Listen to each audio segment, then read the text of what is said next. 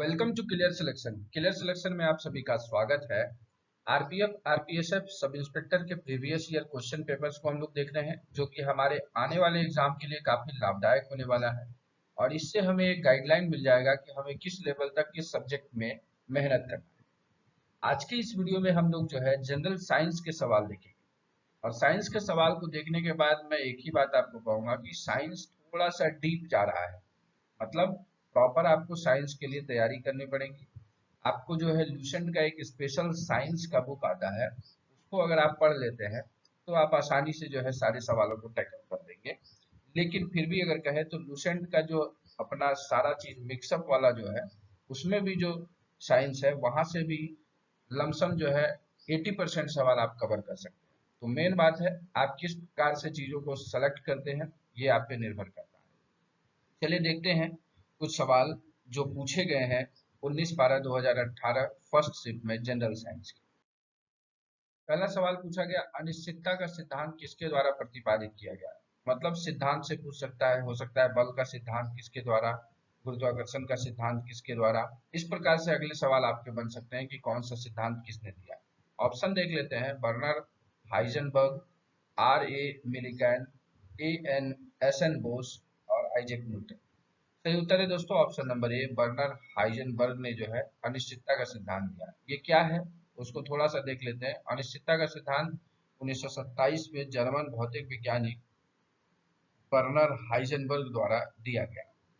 इस सिद्धांत के अनुसार किसी वस्तु की स्थिति और गति दोनों को वस्तुतः एक ही समय में मापा नहीं जा सकता है, यहाँ तक कि सिद्धांत के रूप में भी नहीं। अनिश्चितता मतलब क्या बोला कि कोई ऐसा काम जो अनिश्चित रह गया। निश्चित ये हो गया कि अगर कोई वस्तु गति कर रही है तो उसको गति और उसकी स्थिति दोनों को एक साथ नहीं माप सकते, अलग अलग ही उसको माप सकते हैं कि ये इतने गति से चल रही है, इसकी स्थिति अभी ये है। तो ये अनिश्चितता का सिद्धांत था जिसे दिया बर्नर हाइजेनबर्ग। आप नोट्स जरूर बनाइएगा। नोट्स जितना बनाएंगे उतना आपके सिलेक्शन के चांस ज्यादा है। किसी के भी वीडियोस देखिए, मैं बार बार हर वीडियो में बोल रहा हूँ, मेरे देखिए किसी और के देखिए, जहां भी देख रहे हैं जिस सब्जेक्ट का देख रहे हैं नोट्स जरूर प्रिपेयर करते जाइएगा।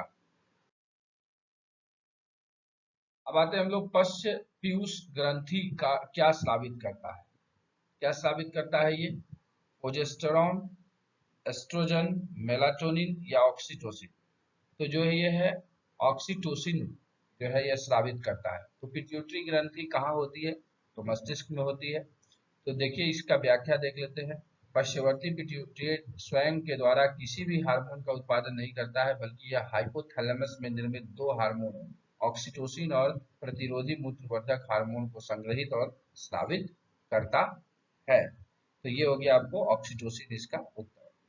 ऑक्सीटोसिन का क्या काम है? यौन प्रजनन में, प्रसव में और प्रसव के बाद की अवधि में महत्वपूर्ण भूमिका निभाता है। वैसे ऑक्सीटोसिन की जो है सुई दी जाती है जब गाय दूध नहीं देती है उस समय, तो ऑक्सीटोसिन का ये भी काम है।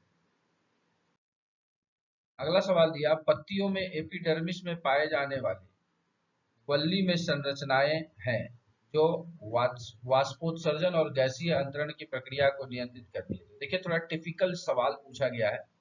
तो एस्ट्रिएटेड विली स्ट्रोमेटा या क्रोमेटिन। तो सही उत्तर है दोस्तों इसका एस्टोमेटा। स्टोमेटा जो है इसका सही उत्तर है। व्याख्या में देख लेते हैं, पत्तियों के एपिडर्मिस में रंध्र नामक छोटे छोटे छिद्र होते हैं जो वायु के साथ वाष्पोत्सर्जन और गैस विनिमय को नियंत्रित करते हैं। प्रकाश संश्लेषण के लिए स्टोमेटा जलवाष्प के वाष्पोत्सर्जन और कार्बन डाइऑक्साइड और ऑक्सीजन के आदान प्रदान को नियंत्रित करता है।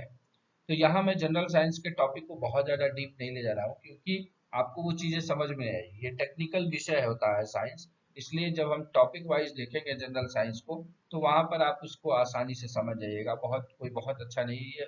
भारी भरकम साइंस में शब्द का प्रयोग किया गया है, बाकी साइंस में वैसा कुछ दम होता नहीं।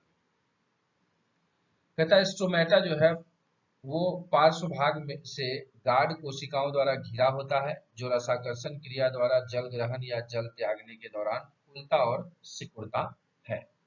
चलते हैं अगले सवाल पे। अगला सवाल है, आधुनिक जीवाणु विज्ञान के जनक कौन है। तो ये आपसे पूछा जा सकता है कि भाई विषाणु के जनक कौन है, रक्त के जनक कौन है, इन सब चीजों को भी पूछ सकता है।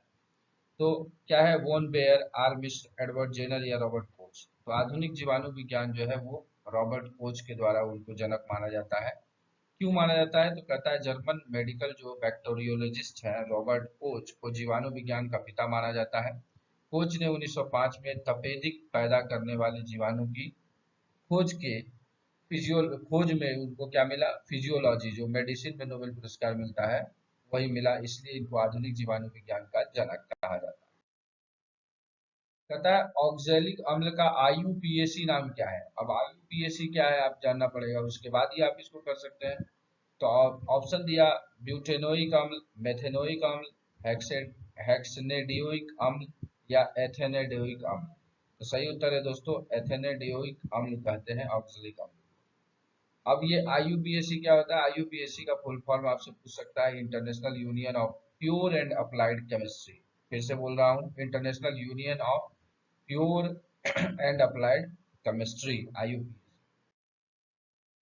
अगला पूछा एसिटिक अम्ल जिसका कि रासायनिक सूत्र है CH3COOH का आयनीकरण नियतांक कितना होता है? अब ये आयनीकरण नियतांक जो है कांस्टेंट निकालना पड़ता है, आयोनाइज्ड कांस्टेंट जिसको बोलते हैं, ये निकालना पड़ता है। अगर आप 11-12 में साइंस पढ़े हैं तो आप आसानी से इसको कर सकते हैं, और अगर नहीं पढ़े हैं तो आपको रट्टा मारना पड़ेगा। सीधी सी बात है कि कुछ ऐसी चीजें हैं जहां पर कि रट्टाफिकेशन भी काम करता है।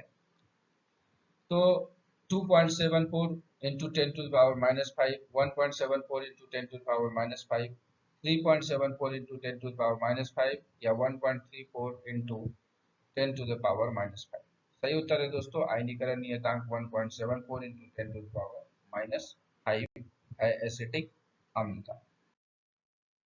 अगला दिया गया संवेग ज्ञात करने का सूत्र है, मतलब संवेग का फॉर्मूला क्या है? क्या वेग बटा द्रव्यमान, द्रव्यमान बटा वेग, द्रव्यमान गुना त्वरण या द्रव्यमान गुना वेग? तो संवेग ज्ञात करने का सूत्र है द्रव्यमान गुना वेग। अब जैसे व्याख्या में देख ले, संवेग किसी वस्तु के द्रव्यमान और वेग का गुणन होता है और यह एक सदिश राशि है। आपसे सदिश राशि अदिश राशि में भी पूछा जाता है, तो एक ट्रिक हमने इस वीडियो में डाल रखा है शॉर्ट्स में, तो आप उसको देख लीजिएगा, उससे आप सदिश और अदिश राशि को याद कर सकते हैं। अब सदिश राशि किसको कहते हैं? वह राशि जिसमें परिमाण के साथ साथ दिशा होती है। मतलब अगर किसी बॉल को हमने हमने किसी बॉल को पूरब दिशा की ओर फेंका, तो क्या वो फेंकते के साथ पश्चिम की तरफ जाने लगेगा? नहीं, वो पूरब की तरफ ही जाएगा, पश्चिम की तरफ वो नहीं जाएगा। तो इसका मतलब क्या हुआ? उस बॉल में हमारा बॉल का द्रव्यमान भी पता है और उसमें उसका वेग भी पता है, तो किस संवेग से जाएगा, तो इस दिशा और उसका परिमाण दोनों पता है, इस कारण से इसको हम सदिश राशि कहेंगे। अब कहता है एसआई पद्धति में गुणज 10 का पावर माइनस 18 का उपसर्ग है। एक 10 के घात जो है इसको याद किया जाता है साइंस में, उसको हम लोग देखते हैं, लेकिन पहले ये बोला है कि 10 का पावर माइनस 18 जो उपसर्ग है उसको हम क्या बोलते हैं? क्या उसको अट्टो बोलते हैं, योक्टो बोलते हैं, हेक्सा बोलते हैं या योट्टा बोलते हैं? तो अट्टो बोलते हैं इसको, 10 का पावर माइनस 18 को अट्टो बोलते हैं। दो तरह का एसआई पद्धति होता है, एक प्लस में धनात्मक होता है, एक ऋणात्मक होता है। जैसे 10 का पावर 1, 10 का पावर 2 ऐसे प्लस में होगा। अब यही माइनस में क्या होगा? 10 का पावर माइनस 1, इस तरीके से होगा। तो दोनों को हम लोग देख लेते हैं, आप इसका स्क्रीनशॉट भी रख लीजिएगा और नोट्स बना रहे तो नोट्स बना लीजिएगा। धनात्मक में जैसे 10 का पावर 1 है तो उसको बोलेंगे डेका, 10 का पावर 2 है उसको बोलेंगे हेक्टो। तो इसको आराम से आप एक बार अगर करेंगे ना, रट्टा मारेंगे, जैसे हम लोग पढ़ते थे उस समय याद था हमको, अभी जैसे मैं आपको बोलूँ तो Deka hecto kilo mega giga tera पीटा एक्सा, तो इस तरीके से आपको याद हो जाएगा। तो 10 का पावर 1, 10 का पावर 2, 10 का पावर 3, 10 का पावर 5, 10 का पावर 9, 10 का पावर 12, 10 का पावर 15, 10 का पावर 18। तो इस तरीके से Deka hecto kilo mega giga Tega पीटा एरा एक्सा, ऐसे करके आप इसको याद कर सकते हैं। यही ऋणात्मक में पूछा है तो ऋणात्मक में नाम बदल जाता है। इसमें भी वही होता है, 10 का पावर माइनस 1 है उसको डेसी बोलते हैं, तो इसको बोलते हैं deci centi milli micro nano pico femto atto. तो 10 का पावर 18 पूछा है इसलिए इसको एटो बोलते हैं। तो ये दोनों नोट्स आप बना लीजिएगा। तो आज के वीडियो में हम लोगों ने जनरल साइंस के सवाल देखे, और जनरल साइंस के सवालों को देखने के बाद ये लगता है कि थोड़ा सा आपको इसमें रट्टाफिकेशन वाला काम करना पड़ेगा, और आप लूसेंट का जो पार्ट है उसको बहुत अच्छे से पढ़िए, तब जा करके जो है आप इसको हल कर पाएंगे। चलिए, आशा करते हैं कि आपके लिए ये प्रीवियस ईयर क्वेश्चन का जो हमने सीरीज चलाया है आरपीएफ आरपीएसएफ सब इंस्पेक्टर के लिए, अब कांस्टेबल के लिए भी आगे चलेगा, ये काफी लाभदायक सिद्ध हो रहा होगा। अगर अच्छा लगा हो तो वीडियो को लाइक करके मोटिवेशन बढ़ाइएगा। साथ ही साथ इस वीडियो को ज्यादा से ज्यादा शेयर करिएगा ताकि ज्यादा से ज्यादा लोगों तक मेरी रीच हो और उनकी सफलता में मेरा थोड़ा बहुत योगदान हो।